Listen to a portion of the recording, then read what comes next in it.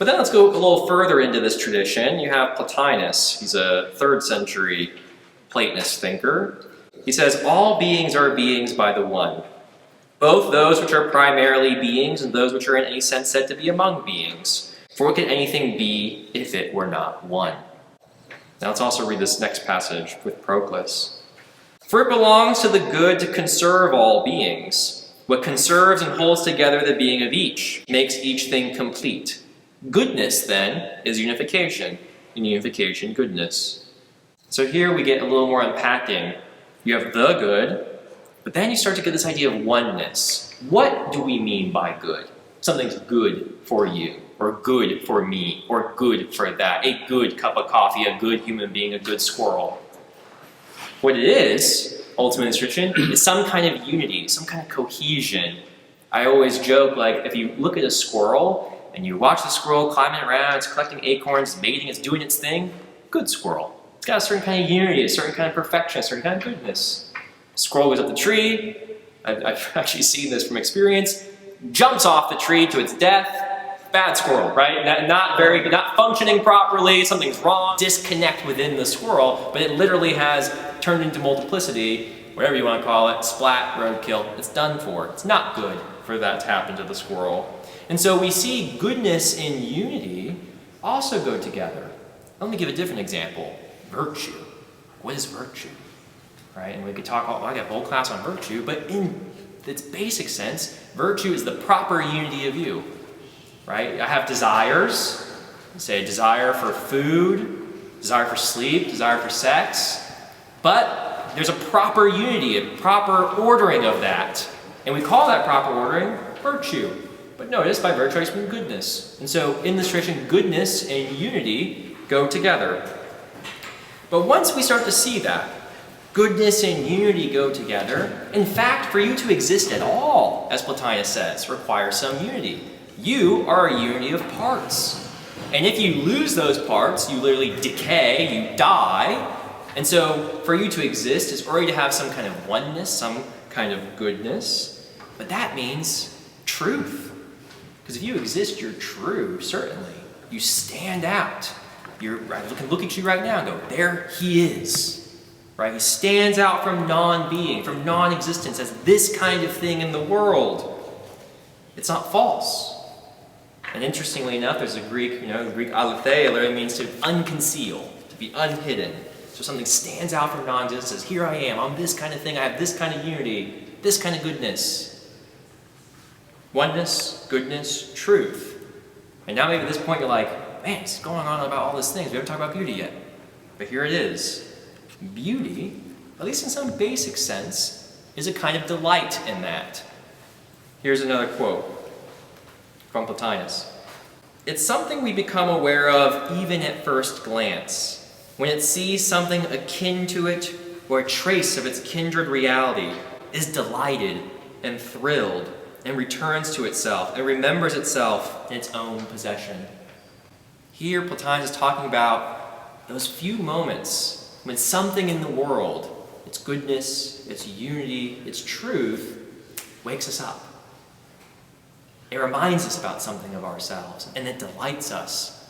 It's a kind of internal delight, a recognition. It's like you see something of yourself in it, or better yet, it reminds you of something in yourself. In this case, what I want to say is that when we encounter truth, goodness, beauty, we encounter God. And in encountering God, we encounter ourselves, and in that encounter, we experience delight. And we, you might say, wake up. We wake up to reality as it is supposed to be. And this, at least I believe, most of us have experienced in some small way in our life. You would not be here if you didn't. There's that some primordial experience of those things. I want to now quote the philosopher, as controversial as he sometimes can be, David Bentley Hart, but The Experience of God is a fantastic book. And here's what he has to say. I love this. This waking up, the experience of God, is the experience of God's glory. Now listen to this. I may be speaking of something that escapes exact definition here, but it seems clear to me that the special delight experienced in the encounter with beauty is an immediate sense of the utterly unnecessary bareness, so to speak, of a thing. The simple gratuity with which it shows itself, or better, gives itself. To see the world with the eyes of innocence, and so to see it pervaded by a numinous glory, is to see things as they truly are, and to recognize creation as the mirror of God's infinite beauty. What we get there, you see it all. Beauty as delight, beauty as encounter, beauty as the there-ness of things. Truth, it's standing out to us, waking us up, and that is nothing other than the numinous glory, that Hart says, of God. A recognition that creation is finite. Creation is not for its own sake. Creation reflects something more than itself. And even if we can't articulate what that is, we have that experience. The experience that whatever it is that's prompting us, delighting us, waking us up is pointing beyond. We're not satisfied to stop there. We don't take a taste of beauty and go, okay, I've had my fill, see you later, have a good class. No. And this is because being, existence, beauty is theophany. It's a manifestation of God.